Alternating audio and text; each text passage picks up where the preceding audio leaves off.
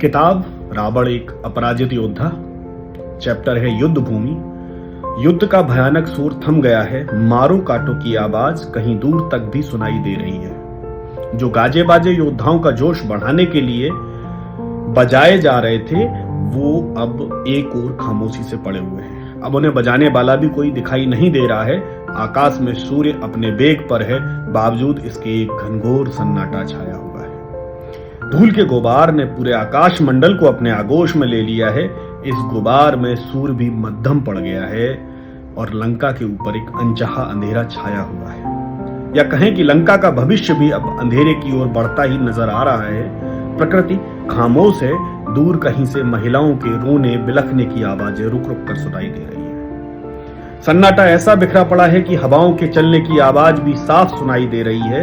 इन हवाओं के बीच में सागर की लहरें भी भयानक चीत्कार कर रही हैं। ऐसा लग रहा है मानो वे भी इस रुदन का हिस्सा बन गई हैं। लहरों की आवाजों में आज एक अजीब सा डर सुनाई दे रहा है। हमेशा दूसरों को डराने वाली ये लहरें आज भले ही अपनी सीमाएं छोड़कर उठने को तैयार नजर आ रही हों, लेकिन उनके भीतर भी एक अजीब सा डर है। उठती हैं तो ऐसा लगता है कि अपनी सीमाओं की मर्यादाओं को भूलकर आगे निकल जाएंगी, लेकिन किनारे पर आते आते अपनी सीमाओं का भान कर दम तोड़ दे रही हैं। वातावरण का सन्नाटा एक दहशत पैदा कर रहा है।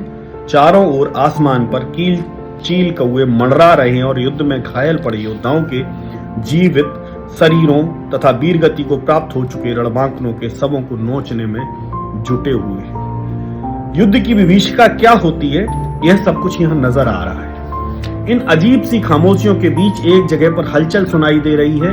युद्ध मैदान के बीच में एक जगह दशानन जमीन पर पड़ा हुआ है। लंका का सम्राट आज भूमि पर गिरा, अपने आखिरी वक्त का इंतजार कर रहा है। हर वक्त सेना और अपने अंगरक्षकों से घिरा रहने वाला वह योद्धा आज अकेला और निरीह होकर छत विक्षत हालत में भूमि पर पड़ा है। उसके अपने भी उसके पास आने के लिए नहीं हैं।